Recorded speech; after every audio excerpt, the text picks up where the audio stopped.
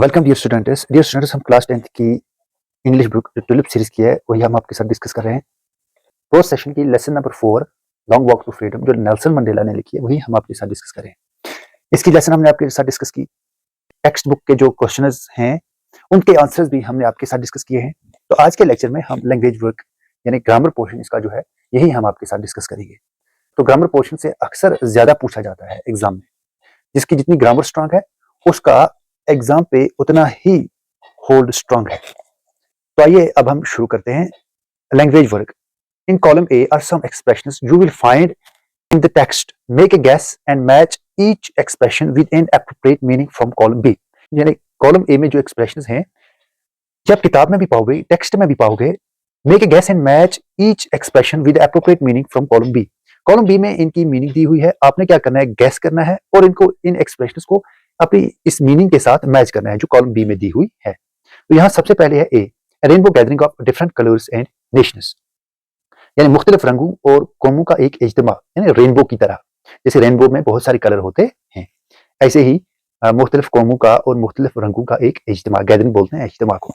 तो इसका मीनिंग है यहाँ पर a beautiful coming together of various people like the colours in a rainbow, यानी मुख्तलिफ लोगों का एक खूबसूरती के साथ इकट्ठा होना जैसे रेनबो के रंग होते हैं, यानी रेनबो के मुख्तलिफ रंग होते हैं एक जगह इकट्ठे होते हैं ऐसे ही।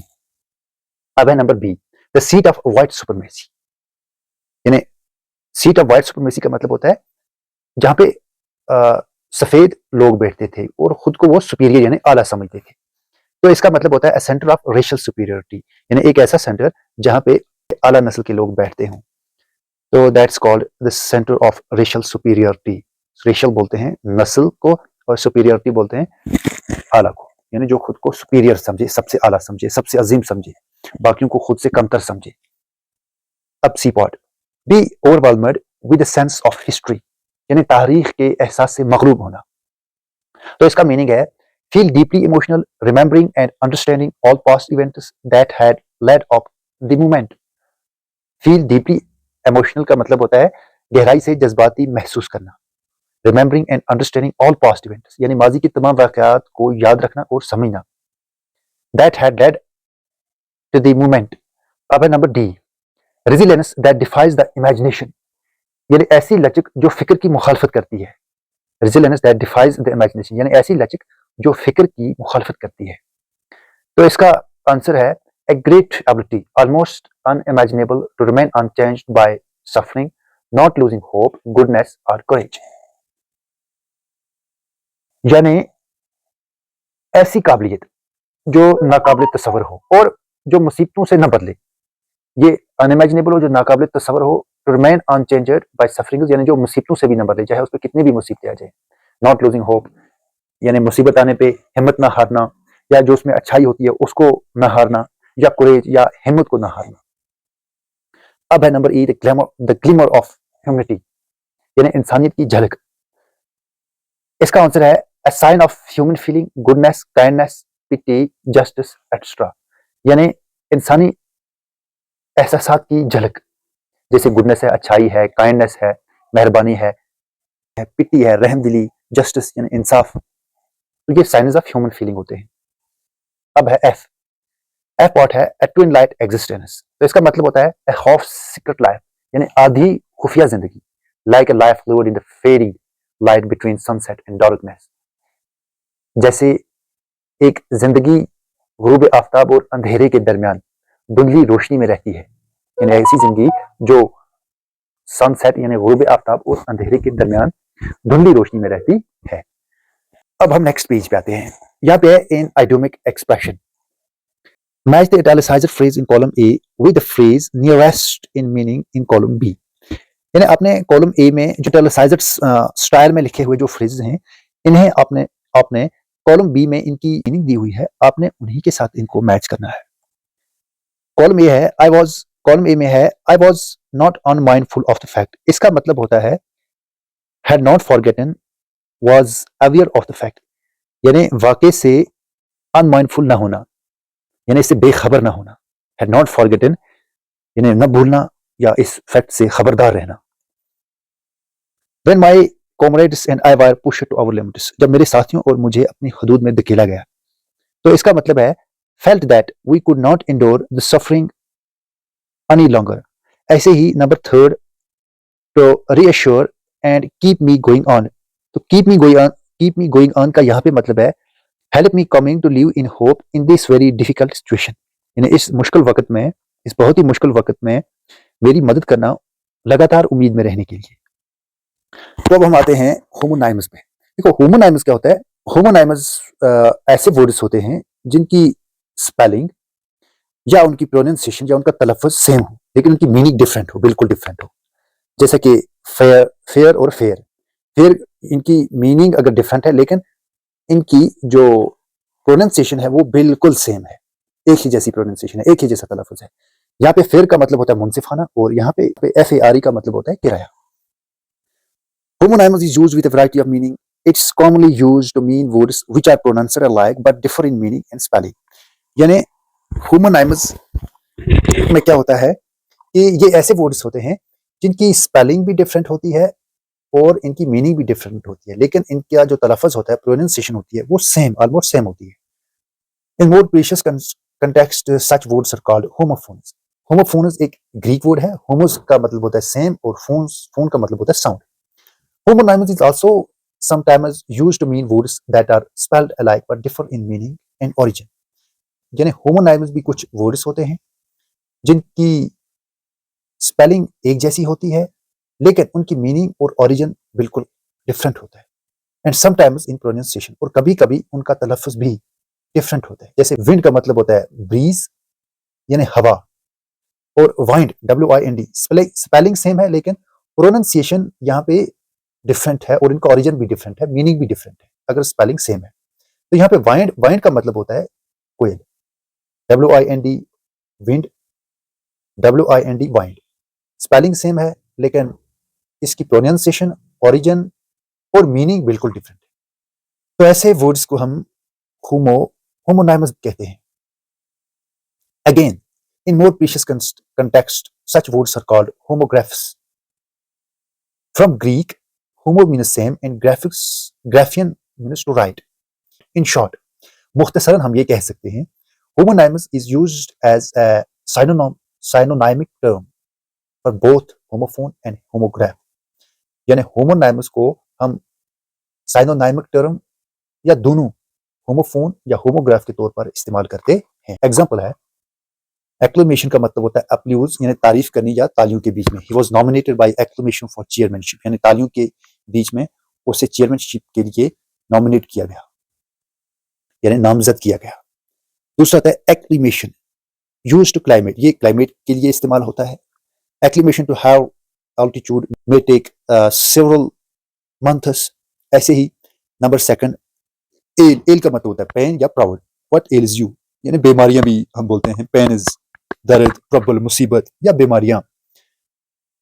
What else you, he asked. ऐसे ही ALE एल, तो इसका मतलब होता है लिक्वर या शराब।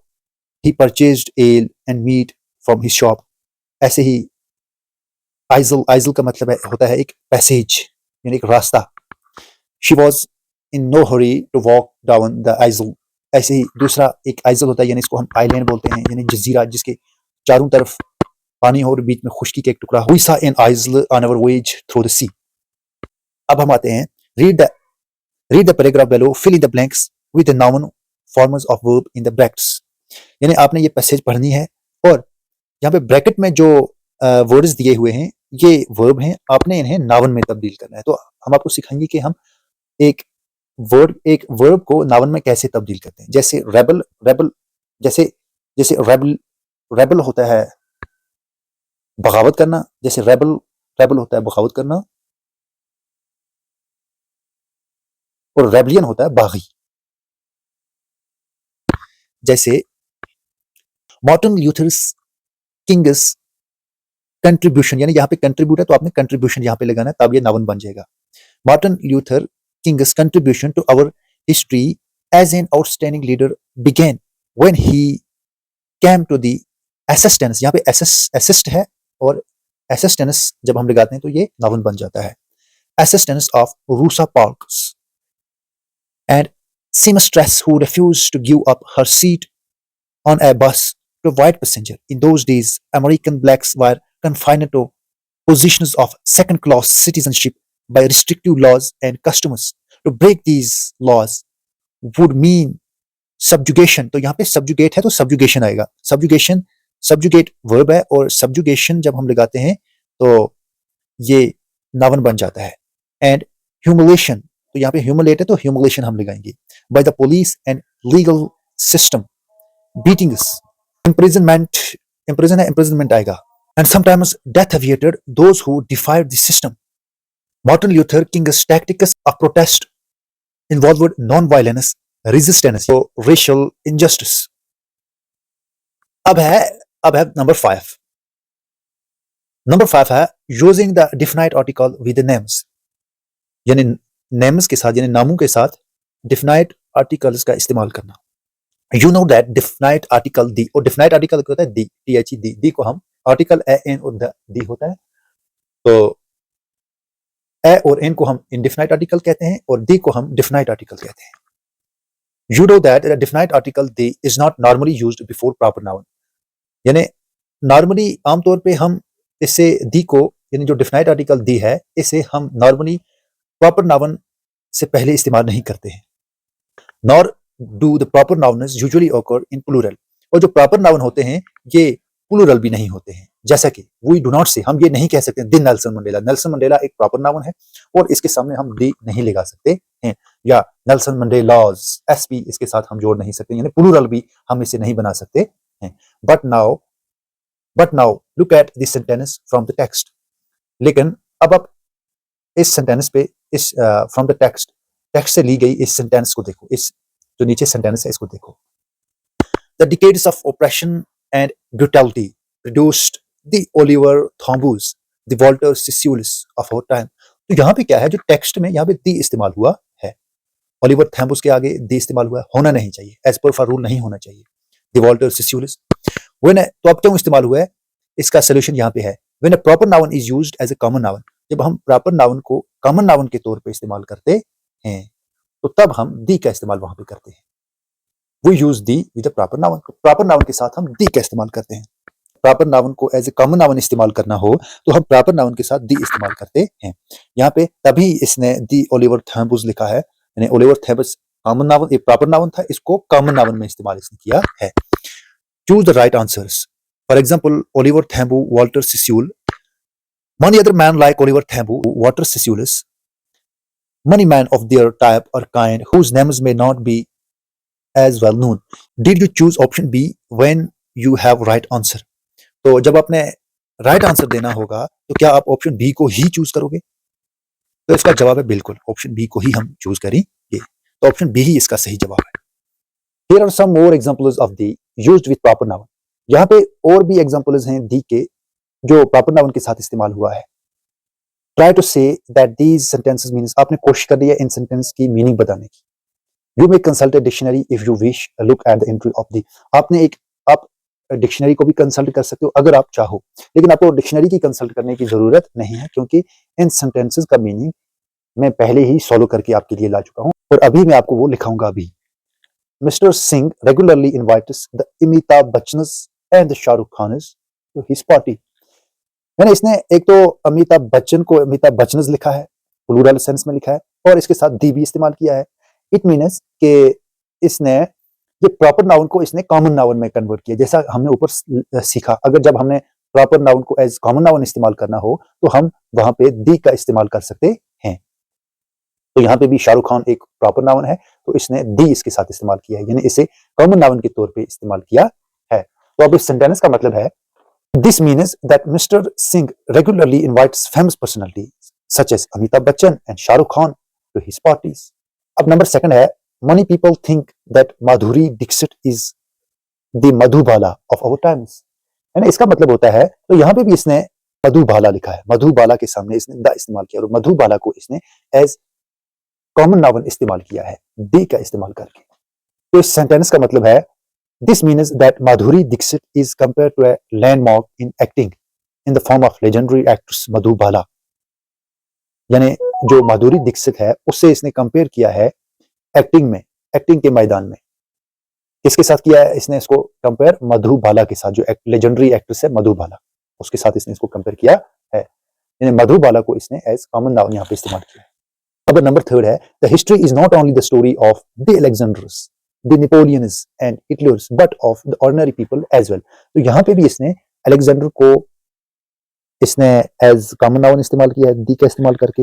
नेपोलियन को भी इसने दी का इस्तेमाल किया, दी लगाकर, दी का इस्तेमाल करके एज कॉमन नाउन इस्तेमाल किया है। तो इस सेंटेंस का मतलब है, this means that history is not only the story of great fighters and leaders such as Alexander, Napoleon and Hitler, but also of ordinary people.